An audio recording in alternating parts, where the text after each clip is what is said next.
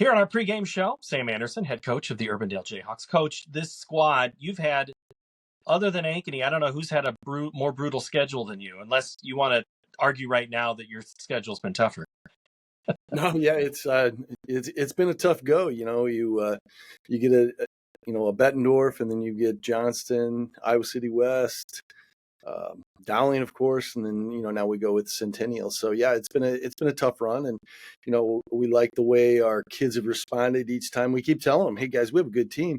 We just got to keep getting after it and eliminate some mistakes.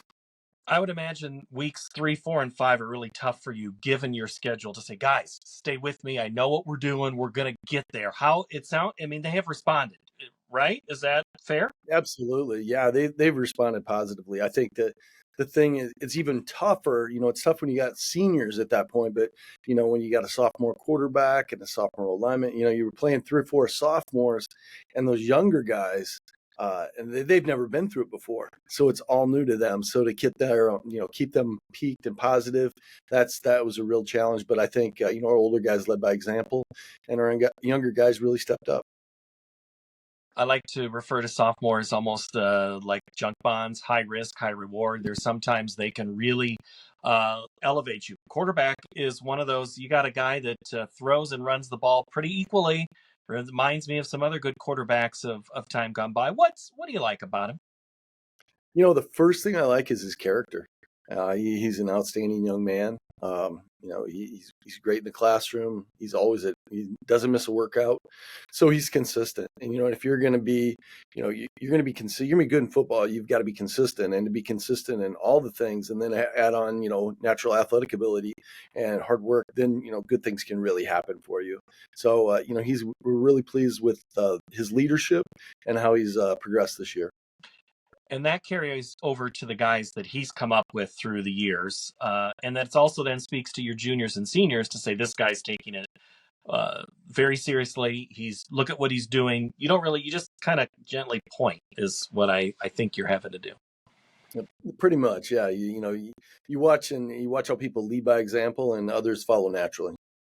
Offensive line, injuries is a thing that everybody faces, but how's your line holding up?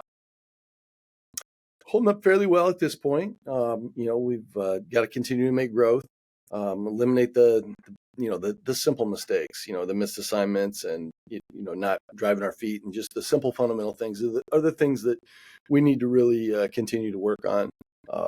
We're not overly big, but we'll be aggressive and get after it. On your defensive line, you've got a guy that everybody schemes for. And that's a tough thing for a guy to realize that, they're going to double, triple team me at times. Yeah, definitely. Axel is, he's an elite all-state kid last year. He's a tremendous football player. He's one of the best football players I've ever had the opportunity to coach.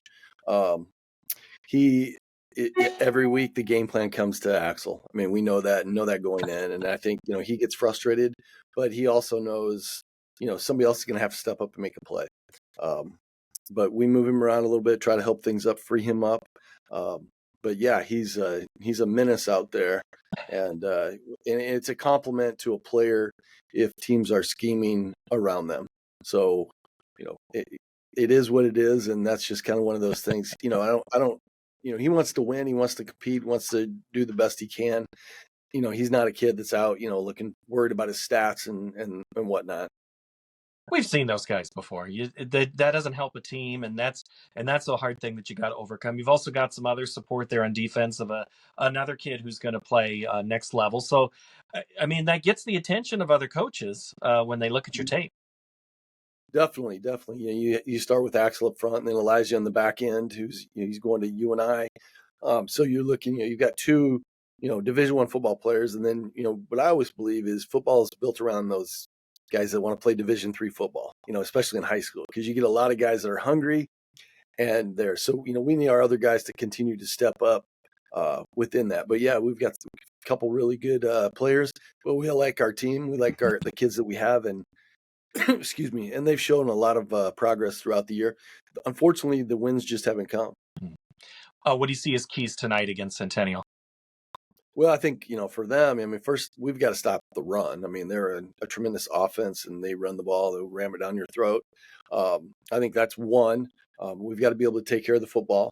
We've got to be able to, win the special teams battle, and don't blow any opportunities. I always say never leave points on the field. So if we get in the situation to, get a field goal, we're going to have to take it and be able to execute it. So I think it's just take care of the football and get the points when you can and stop the run. Weeks 1 through 9 is always kind of the same. You got to score more than the other one, I think, is usually what the goal is. Pretty much, yeah. It's pretty simple. All right, Sam Anderson, head coach of the Urbandale Jayhawks. Our pregame show continues after this here on CISN.